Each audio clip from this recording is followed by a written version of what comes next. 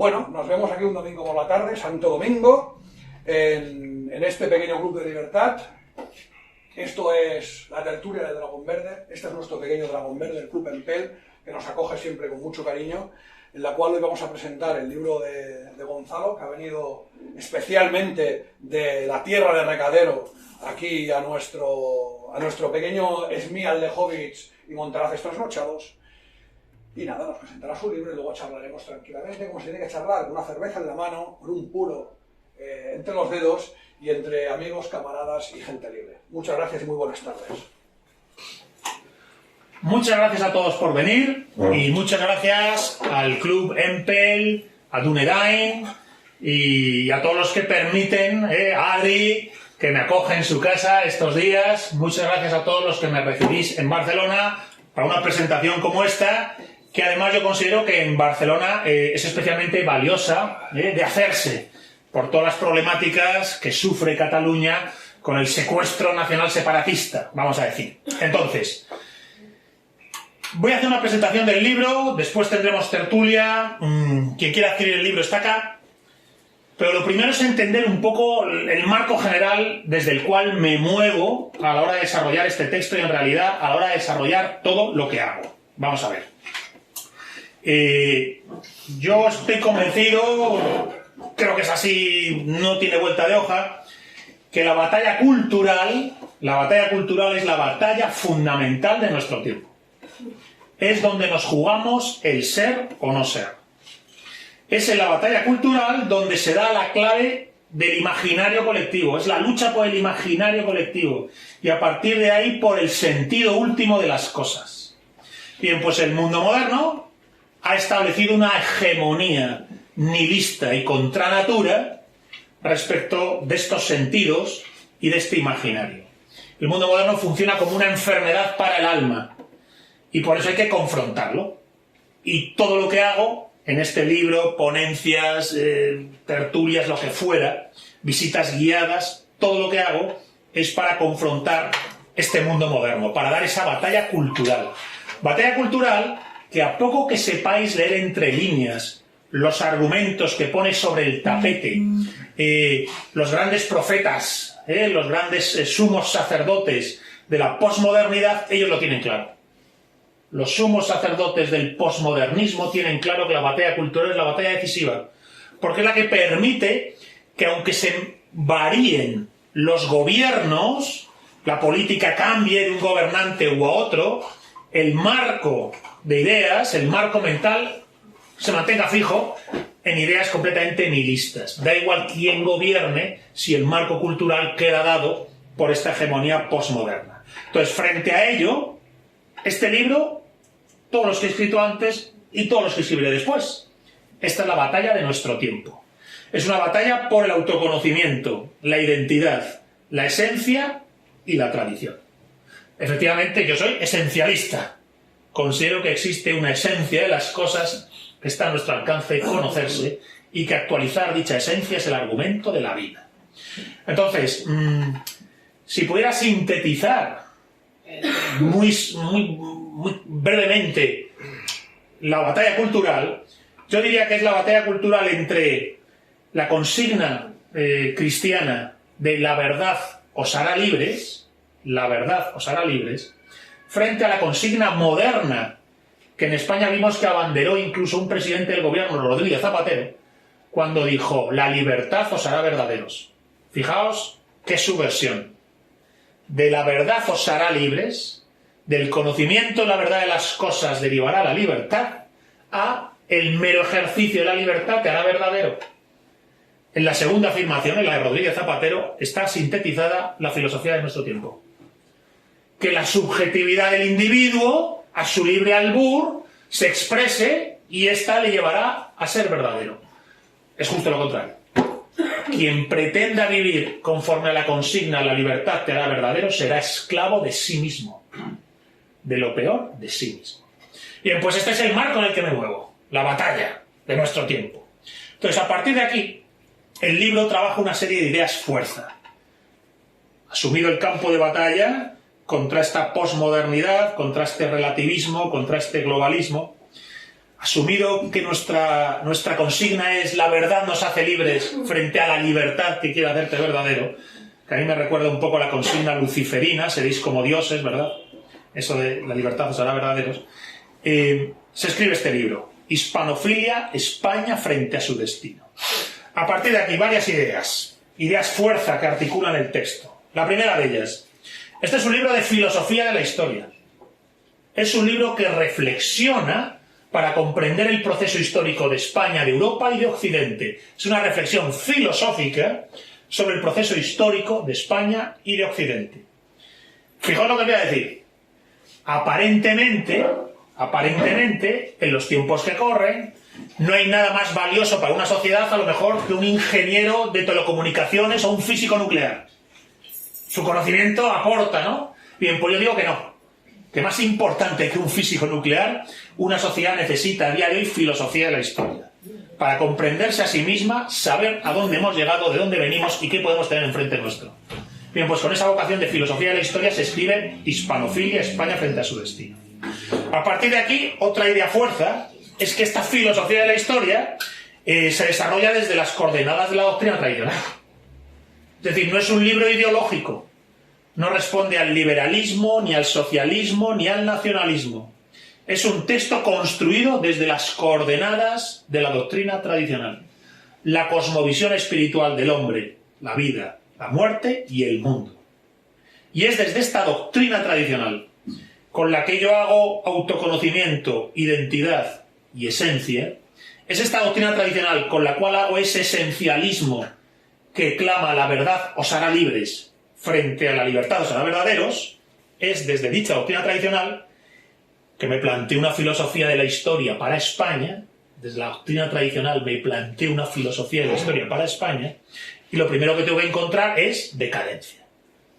Lo primero que hay que decir es que en el mapa, en la cartografía que podemos hacer de nuestro tiempo es decadente. Y es una decadencia peculiar. La decadencia en nuestro tiempo yo la llamo la del progreso decadente. Hay un progreso económico, técnico y científico sin par, que no puede negarse, y que bienvenido sea, habrá que celebrarlo. El progreso económico, técnico y científico. Pero conforme se produce ese progreso económico, técnico y científico, el mundo moderno genera la mayor bancarrota espiritual de la historia de la humanidad. Estamos instalados en la bancarrota espiritual, en el mundo sin sentido y sin propósito. La vida humana vaciada de cualquier anclaje y contenido trascendente, reducida a sus elementos más puramente inmediatos, contingentes y puramente prácticos. Bien, es el progreso decadente el rasgo característico de nuestro tiempo. Si hago filosofía de la historia de España desde las coordenadas de la doctrina tradicional, lo primero que salta a la luz es esta decadencia. Y esta decadencia no tiene solución con las ideologías modernas. Quien coincida con nosotros en que vivimos en un tiempo decadente, quizás pretenda resolver la decadencia afinando las herramientas del liberalismo, mejorando, implementando las herramientas del socialismo, acentuando y desarrollando las ideas de los nacionalismos. Bien, pues yo digo que no. Todas las ideologías modernas fallan y son responsables de habernos traído hasta aquí. Todas las ideologías modernas nos han dejado al pie de los caballos. La doctrina tradicional es una cosmovisión, no es una ideología. Solo desde una cosmovisión tradicional se puede superar la decadencia actual. Ni liberalismos, ni socialismos, ni nacionalismos nos van a sacar del atolladero de decadencia, posmodernidad, relativismo, globalismo, necedad, ofuscación, depresión, ansiedad e insomnio en el que se desarrolla la vida contemporánea. El hombre moderno, que es una verdadera piltrafa, víctima de todos los temores, de todas las dudas. Leí hace poco un psicólogo que decía que la depresión, la ansiedad, que los desórdenes mentales que asolan nuestra época son básicamente un exceso de uno mismo. Las personas que sufren ese desorden en la conducta, esa lesión del alma, de la psique, tienen exceso de sí. Bien, el antídoto contra el exceso de sí no es la ideología, es la doctrina tradicional. Por tanto, en mi análisis de la historia de España reconozco una decadencia, unas ideologías modernas que nos han conducido a esta decadencia y que no pueden resolverla y que de hecho la siguen incentivando, y un antídoto. El antídoto contra esta decadencia es la tradición, en su sentido mayúsculo. Y a partir de aquí digo, ojo, si el antídoto es la tradición, nos está faltando la actualización de la tradición para nuestro tiempo. Si hemos dicho que me muevo siempre en el argumento de la batalla cultural, esta batalla cultural significa actualizar la doctrina tradicional para los tiempos que corren. Hay que forjar la espada rota, hay que encontrar al rey herido, del rey del Grial, de la tierra baldía, hay que sanar la tierra baldía de las leyendas griálicas, forjar la espada rota de la Tierra Media, de la tradición de Tolkien. Son imágenes literarias que nos ayudan a señalar a dónde quiero apuntar. Y es que estamos viviendo un tiempo de interregno. Es decir, estamos en la tierra baldía, hemos llegado al progreso decadente, el antídoto es la tradición, pero ahora esta tradición debe ser actualizada. En nosotros mismos hay un trabajo de estudio y formación de la doctrina tradicional. En nosotros mismos nos tenemos que convertir en hombres de la tradición, en hombres de la raza del espíritu, y luego en un accionar sobre el mundo. Todo lo que hagamos es para esta guerra. Lo estábamos comentando antes aquí con unos amigos, ¿no? Decíamos, el dinero es para vivir. Y el resto del dinero que tengas, que te sobre aparte para vivir, es para esta guerra. Para esta batalla cultural. Para el retorno de la raza del espíritu frente al sujeto posmoderno. Entonces, estas son ideas fuerza desde las cuales voy articulando mi trabajo sobre el proceso histórico de España y el proceso histórico de Occidente.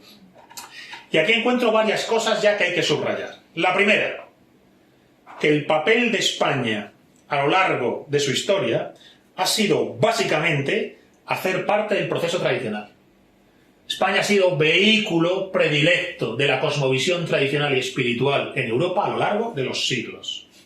De hecho, no solo España es una nación que ha sido vehículo y articulación de la cosmovisión tradicional, sino que en un determinado momento de especial subversión, la herejía protestante, la amenaza del Imperio Otomano, los piratas berberiscos, el descubrimiento de un continente entero al otro lado del mar, las Américas. Bien, en ese escenario tan complejo y con tanto potencial subversivo, y digo potencial subversivo por Lutero y por Calvino en Europa, España no solo va a ser vehículo de la tradición, sino que va a ser obstáculo a la subversión, va a ser catejón, obstáculo providencial.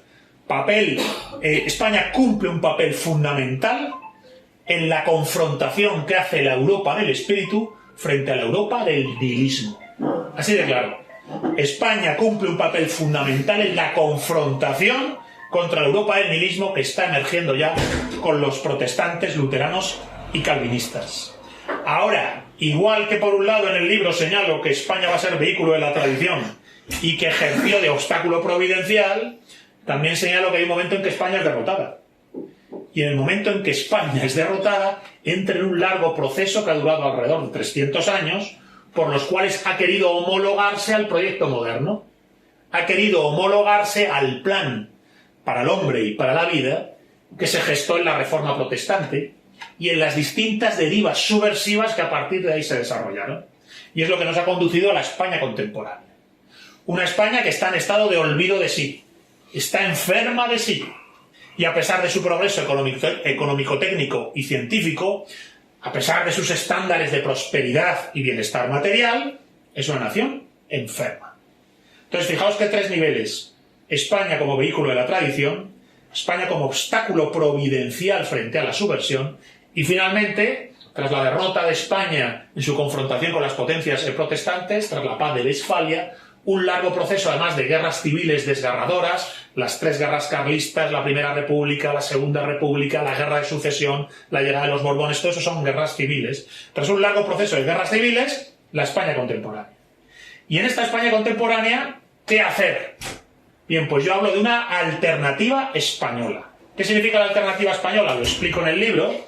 Y la alternativa española es esa actualización de la tradición con la forma concreta que adoptaría nuestro país. No sé si me estáis siguiendo el argumento. El antídoto contra la decadencia, la doctrina tradicional. Actualizar la doctrina tradicional es el argumento de la batalla cultural de nuestro tiempo. Bien, pues si concretamos ese argumento en el escenario concreto de España, hay una alternativa. España dejó pistas de cómo actualizar la tradición, incluso a pesar de la decadencia moderna. Y eso también está como parte fundamental del argumentario de mi libro. A partir de aquí, varias ideas. El libro, a la hora de analizar la España contemporánea, la España decadente que debe ser superada, la España que debe ser superada por esa actualización de la tradición y por esa alternativa española que quedó capada por la victoria protestante y que pudiera ser actualizada si somos capaces de ir más allá de la letra e ir al fondo de las enseñanzas que nos da la propia tradición española, la propia historia de nuestro país. A día de hoy, el escenario que tenemos enfrente nuestro es de lo que yo llamo la España inane y la anti-España. Esos son los dos polos de decadencia en los que estamos, la España inane y la anti-España. ¿Qué es la España inane? Pues esa España que tiene a bien que nos disolvamos en los márgenes del globalismo y la posmodernidad. La España que está feliz de haber llegado a donde hemos llegado y que lo único que aspira es que seamos lo más modernos, globalistas y posmodernos posibles, que nos diluyamos en los márgenes del globalismo. Esta España inane no es sino la forma concreta que tiene en España la decadencia en general de Occidente. Es decir, Occidente entero está en un proceso de inanidad, de olvido de sí, de desarraigo de sí.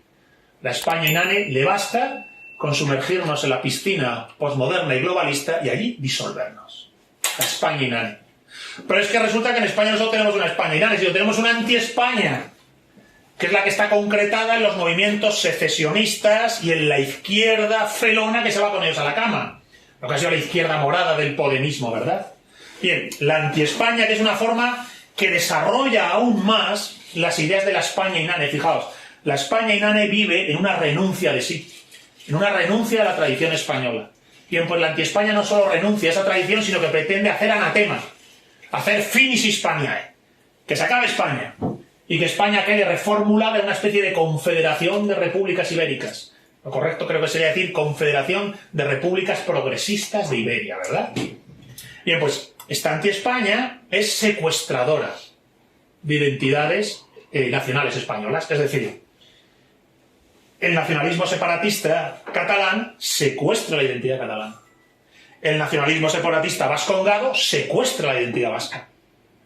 Pretende que no hay lazos de continuidad antropológica e histórica entre la realidad cultural catalana y la del resto de España. O que los lazos no son suficientemente fuertes. Es decir, pretende que hay razón suficiente en la historia y en la antropología como para hacer derecho de autodeterminación. Aunque esto falta a la verdad de manera evidente. Lo explico en el libro. Entonces, confrontar la decadencia es el argumento de nuestro tiempo. El antídoto es la doctrina tradicional.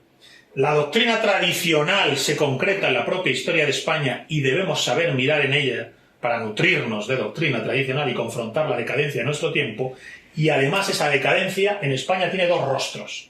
El de la España inane y el de la anti-España. La España inane que le basta con que nos disolvamos en el globalismo y la posmodernidad, y la anti-España que no le basta con eso. No le basta con que nos disolvamos. Quiere que realmente nos atomicemos y nos fragmentemos. Y secuestra las identidades territoriales, el hecho diferencial catalán, el hecho diferencial vasco, lo secuestra, se apropia de él y pretende hacer una ruptura con el resto. Bien, pues la España inane y la anti-España son nuestras enemigas. Porque son vectores de decadencia. Y son vectores de falsedad, de falacia. Fijaos lo que voy a decir. No es que sean falsas en el sentido de que pretendan mentir y engañar deliberadamente. Es que son falsas porque las premisas de las cuales contemplan la realidad de Cataluña y del resto de España no son verdaderas.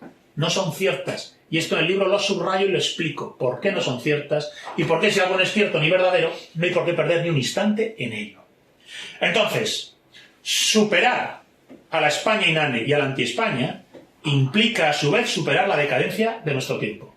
Y quien quiera en España confrontar la decadencia, lo siento, también va a tener que confrontar a la España inane y a la anti-España. No sé si me estoy explicando.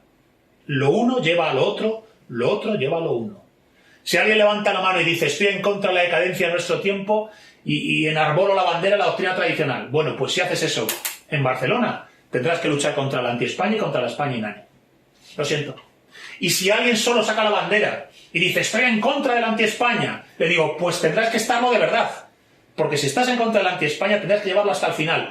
Y llevarlo hasta el final supone que no solo estás en contra del separatismo, sino que además estás en contra de la posmodernidad y el globalismo.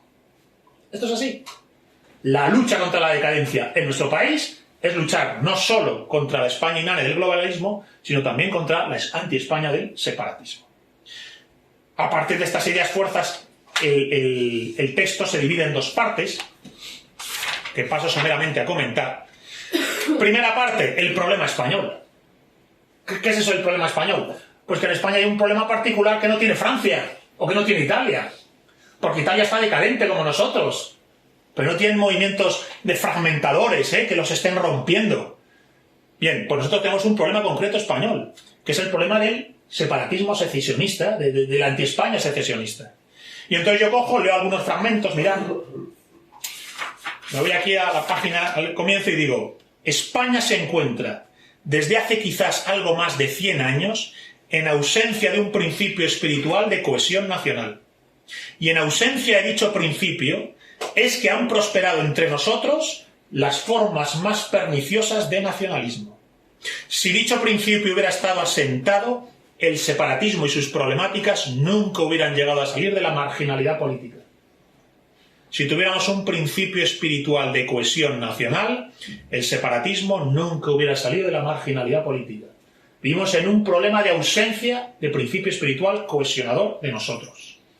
También un poquito más adelante, dejarme que lo lea, al hablar del problema del nacionalismo en España, hay un capítulo que se llama El problema del nacionalismo en España, cojo y digo, mirad, lo leo, dice: son grandes, notables e irreductibles, grandes, totales e irreductibles, grandes, totales e irreductibles, dice, las diferencias que separan a Cataluña de Castilla, Galicia, Vascongadas y Andalucía.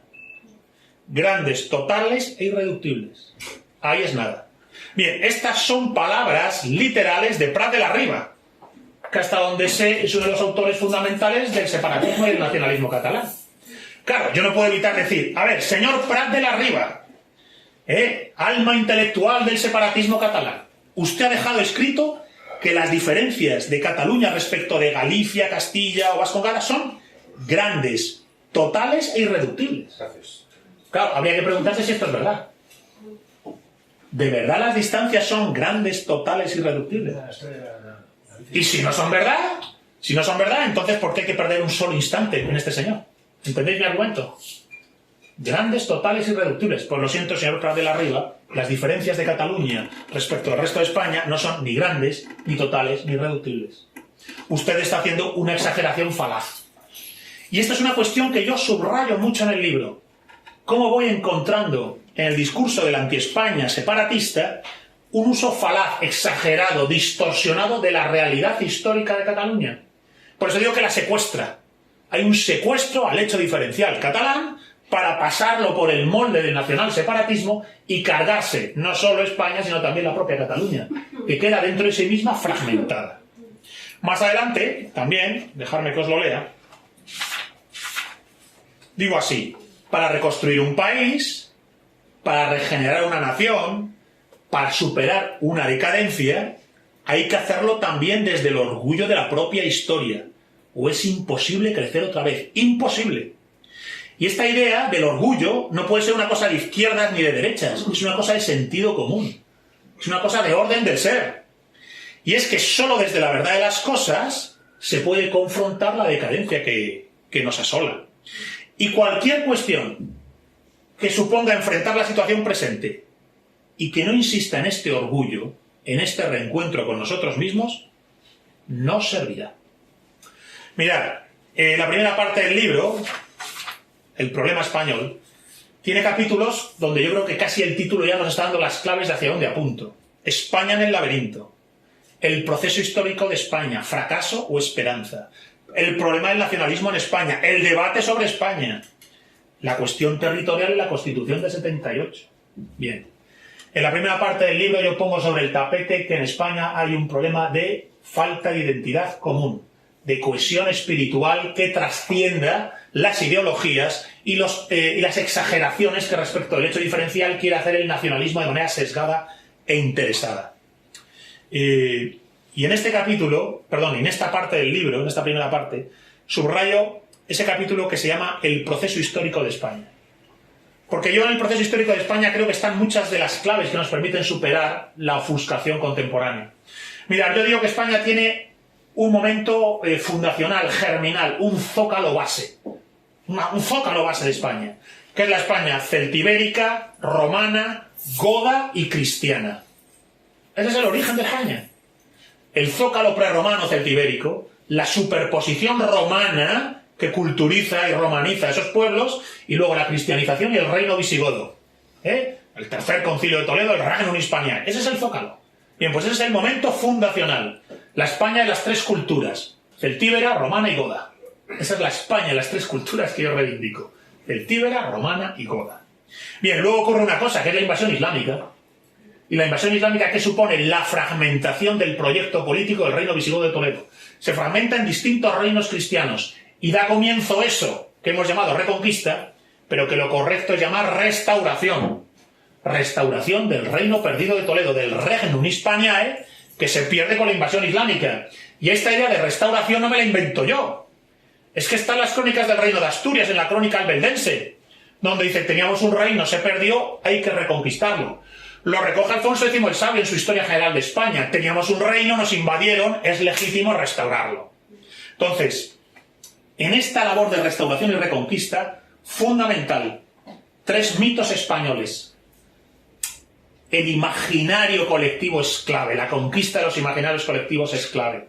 Bien, tuvimos un imaginario colectivo, le hemos olvidado, yo le reivindico.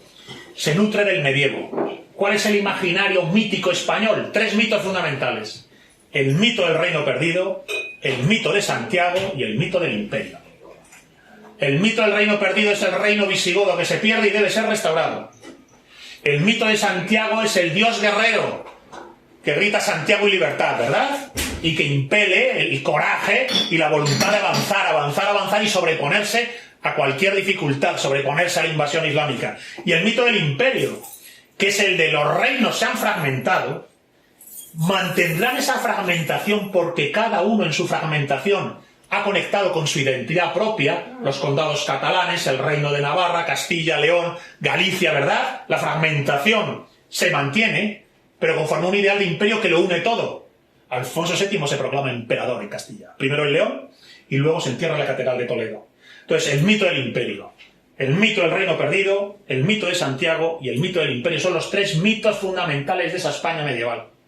Que cuando expulsa definitivamente el Islam en la conquista de Granada, permite saltar al otro lado y generar lo que yo literalmente llamo la era española. A veces lees libros y te hablan de la era vikinga. Desde el saqueo del monasterio aquel de Libs, como se pronuncie, no lo sé, ¿verdad? El asalto vikingo a no sé dónde, tal, la era vikinga. Son 200 años escasos, más o menos.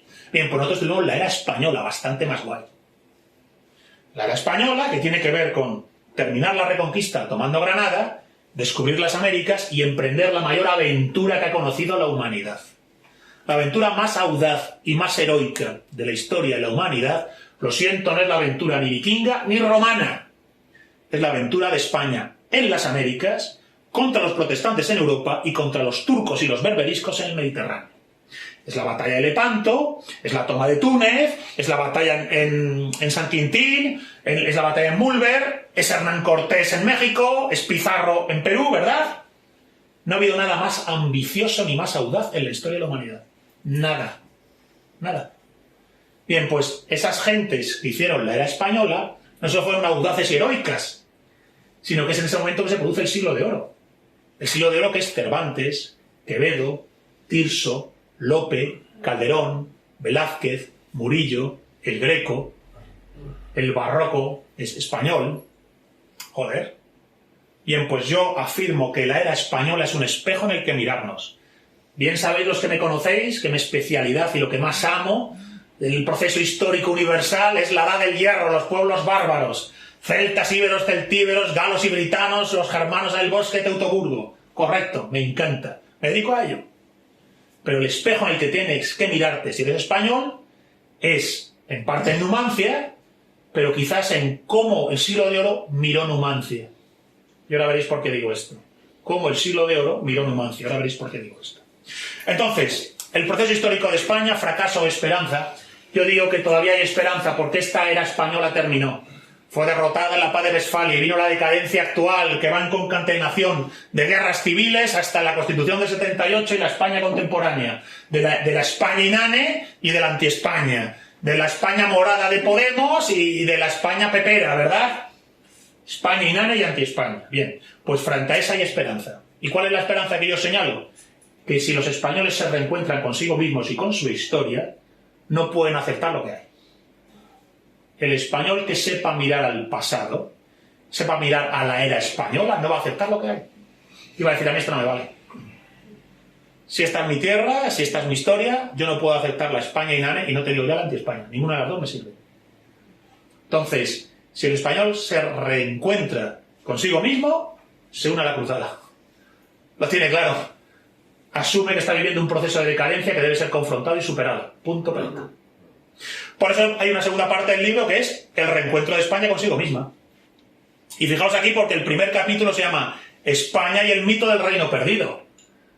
Es que el mito del reino perdido articula el imaginario colectivo de la España medieval. ¿Cuál es el reino perdido? El reino godo de Toledo, que es el que legitima a todos los reinados, aristocracias y linajes de los reinos cristianos al norte, desde los condados catalanes al este, a Asturias y Galicia al oeste.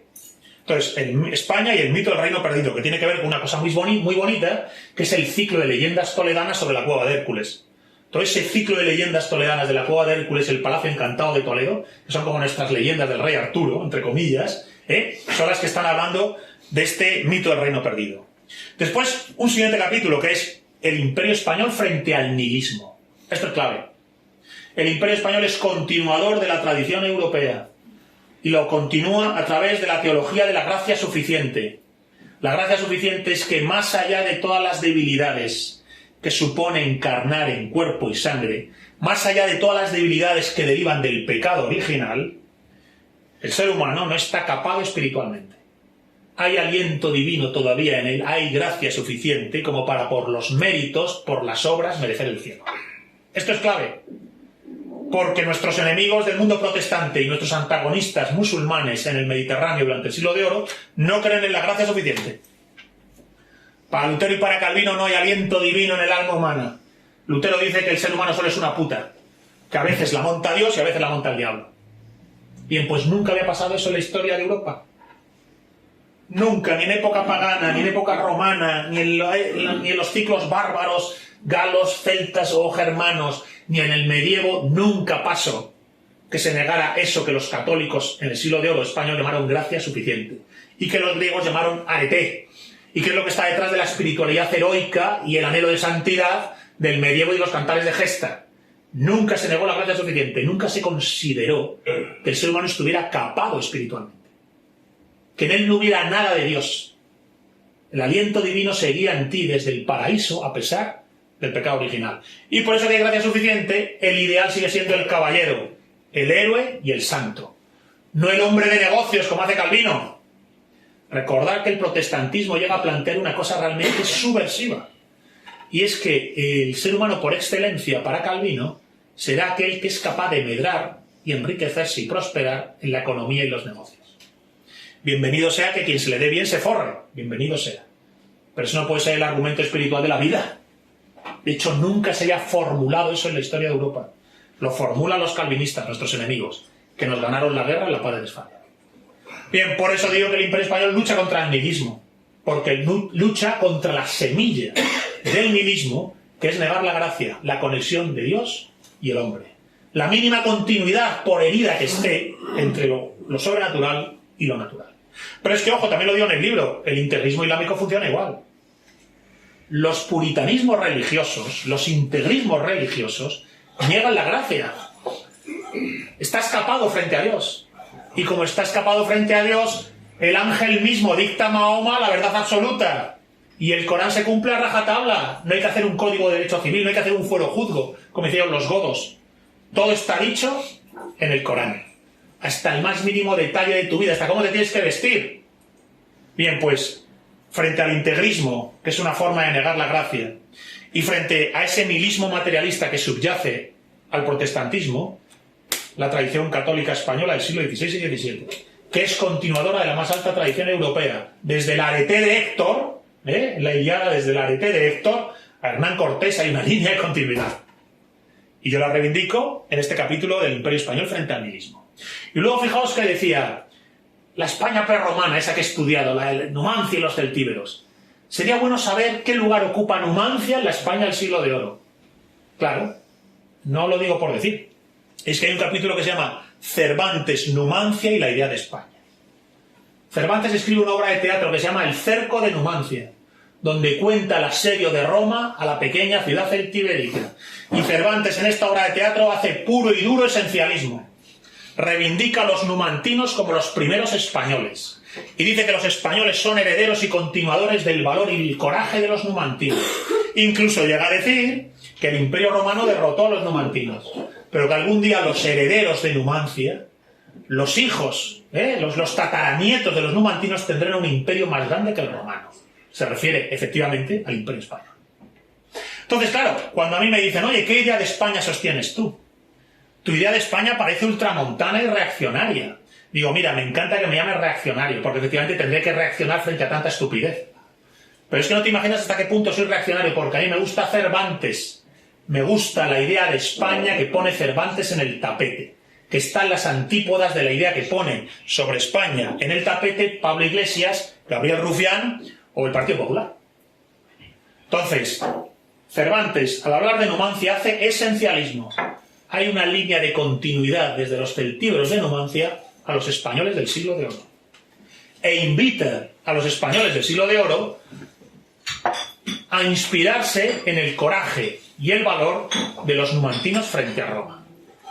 De hecho, en esta obra de teatro, en esta obra de Cervantes, El cerco de Numancia, España misma como personaje aparece en las tablas del teatro. Y España lamenta el destino de los numantinos. Y entonces aparece el río Duero como personaje y le dice, no te lamentes, España, que estos que ahora son derrotados por Roma, sus hijos serán tan valerosos como ellos y, como he dicho antes, tendrán un imperio incluso más grande. Es una obra profundamente esencialista, de identidad nacional española. Yo he escuchado en un programa de televisión a Juan Carlos Monedero decir que hasta la invasión francesa y la Pepa no había conciencia nacional en España. Y yo digo, joder, qué atrevido. Porque el cerco de Numancia de Cervantes es que está en Google, es que te lo puedes descargar en PDF y te lo lees en un momentito. Bien, es que hay una intencionalidad clara por parte de la España contemporánea de romper cualquier lazo de ligazón identitaria, antropológica e histórica del presente con el pasado. Bien, conmigo que no cuenten, yo voy a hacer justo lo contrario. Y en este libro lo que hago es conectar esa ligazón y decir, español del siglo XXI, Cervantes ya en el siglo XVI habló de ti, de quién eras, y te llamó descendiente del valor de los numantinos, abanderado del imperio más grande que ha habido nunca, basado a su vez en una cosmovisión tradicional, que es la antitética de los tiempos que corren. Si no te gustan los tiempos que corren, antes que hacerte New Age, puedes hacerte simplemente español. Y luego tengo otro capítulo que se llama El Quijote como revulsivo. El Quijote es nuestro gran libro. Bien, pues hay que revisitarlo y ver cómo hay un revulsivo en el Quijote para nosotros. Porque en el Quijote ocurre una cosa interesantísima, y es que quien lee las novelas de caballería y se las cree literalmente, enloquece. Y sale al mundo a buscar dragones que no existen. Pero igual que hay un tío que ha enloquecido y busca dragones que no hay otros cínicos, descreídos, que se burlan de él. Y le toman la risa. De hecho, es una novela hasta triste, ¿no?, de cómo se burlan del Quijote. Bien, pues yo digo, el Quijote como revulsivo significa que Don Quijote tiene razón. Lo que pasa es que el lenguaje del mito, la leyenda y la tradición es un lenguaje simbólico y alegórico. El argumento en la vida es cazar dragones, pero los dragones no existen literalmente. Falla Don Quijote por interpretar literalmente la literatura caballeresca, y fallan los cínicos que se burlan de él porque dicen que no hay dragones, sin darse cuenta que, como decía Chesterton, nada hay más importante que salir al mundo a cazar el dragón. Claro, esto enlaza con el siguiente capítulo, que se llama España y el ideal del caballero. Y es que el ideal antropológico de la España del siglo de oro no es el hombre de negocios, No es el self-made man, el hombre hecho a sí mismo, de Jeff Bezos y Amazon.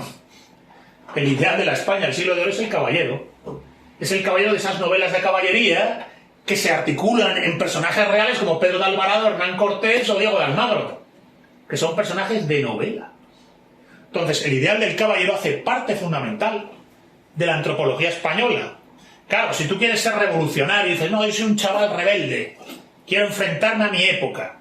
Bueno, pues mira, si quieres enfrentarte a tu época, vete al Museo del Prado y miras fijamente un cuadro del Greco que se llama El Caballero de la Mano en el Pecho. Y después te vas a Toledo y ves un cuadro del Greco que se llama El Entierro del Señor de Orgaz. Y hay más revolución, disidencia y contestación a este mundo que nada que puedas intentar encontrar en Netflix. ¿Vale? ¿Quieres ser revolucionario? Pues revolución significa volver al origen. Te vas a Toledo, capital espiritual de España, ves el cuadro del Entierro del Señor de Orgaz y ves que el tío va con la armadura a la tumba. Y los que asisten al entierro no lloran ni se lamentan. No hay afectación ni temor frente a la muerte. Hay severidad y gravedad. Y el cuerpo va a la tierra y el alma sube a los cielos. Y en el cielo, junto a Cristo, retratado Felipe II. Vaya, buen detalle del Greco este.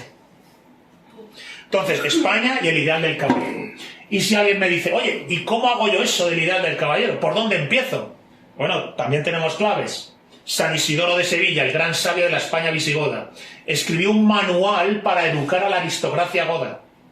A los jóvenes guerreros de la nobleza visigoda, San Isidoro le redactó un manual. ¿Cómo educar a tus hijos? Bien, pues aquí le tengo, educación visigoda. Lo que pasa es que este manual de educación no creo que ya deba ser ni siquiera implementado en los colegios. Olvidémonos de eso. Que se vaya a la mierda ya todo. Lo que esté podrido, que se termine de pudrir. Pero quien quiera ser rebelde, que coja el manual de San Isidoro y diga, maldita sea, voy a ser un buen visigodo. Voy a aplicarme las enseñanzas de la educación visigoda, a ver qué pasa. Porque os aseguro que los jóvenes que se apliquen las enseñanzas de la educación visigoda van a estar en las antípodas de la piltrafa posmoderna, del mamarracho posmoderno, en las antípodas. Y creo que no hay nada que pueda dar más miedo a la sociedad moderna que unos jóvenes, siguiendo la educación visigoda, estén dispuestos a tener dentro de sí un yo que manda y un yo que obedece. Un yo que se calla en pasiones y apetitos y obedece a un yo que, conectado con una cosmovisión espiritual, lo dirige todo. El yo que manda y el yo que obedece. Ese es el argumento de la educación visigoda.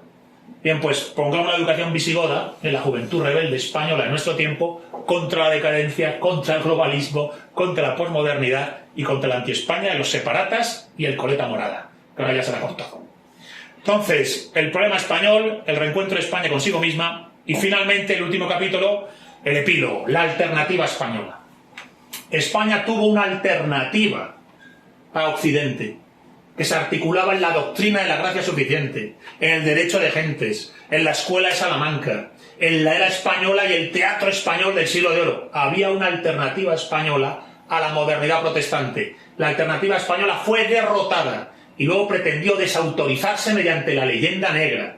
Pero la leyenda negra es más falsa que un duro de madera, y aunque fue derrotada, la leyenda negra no la ha conseguido. El siglo de oro español sigue sin estar desautorizado.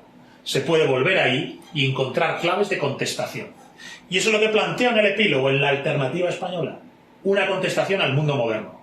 Que si permitís, lo voy a leer muy brevemente para que veáis un poco las coordenadas por las que me muevo al hablar de estos temas, porque dice así. Este libro es la mirada fruto de la profesión de fe de a quienes las tierras baldías del nihilismo moderno no les ha extirpado el espíritu ni partido en dos el alma, sino que muy al contrario y como si fuera una prueba iniciática, les ha supuesto un proceso de purificación y liberación. El hombre que vendrá convierte la tierra baldía en un proceso de forja, en el sentido de que el absurdo y el vacío posmoderno podrán haber sido destructivos, sí, pero solo y en realidad en lo relativo a lo que ya era caduco y merecía ser destruido, lo que no era sino mera utopía alienante de felicidad pequeño burguesa. Y el velo se cae, y entonces toda esta basura puede dejarse atrás. y se puede afirmar a partir de aquí el principio de un realismo heroico, de una existencia vivida como a tenor alquímico, en la que este Kali Yuga moderno, esta edad oscura, no será sino la ocasión para la forja de un nuevo tipo humano al que está destinado un nuevo tiempo. Una figura paradigmática como de guerrero espiritual en la medianoche del mundo. Un guerrero espiritual cuyo marco va a abarcar todas las facetas de la existencia y cuya insistencia va a ser arribar al punto cero del nihilismo, para dejarlo atrás y dejar atrás todos los epígonos de ese mundo burgués, para pulverizarlos y renacer así, dejarlos atrás, dice, como una crisálida que se abandona para que la mariposa emprenda el vuelo. Como nunca antes el mundo moderno es ocasión de transformación y purificación interior. Es oportunidad de, entre comillas, el guerrero del espíritu.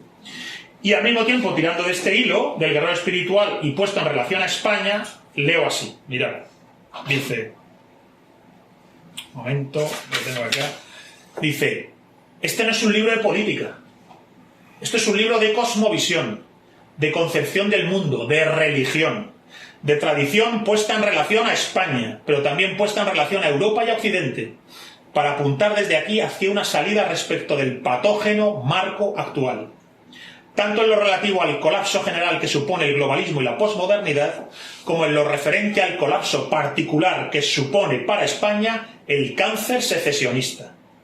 Unos y otros expresión especialmente manifiesta en nuestro país del nihilismo contemporáneo. Uno y otro frutos perniciosos de la leyenda negra.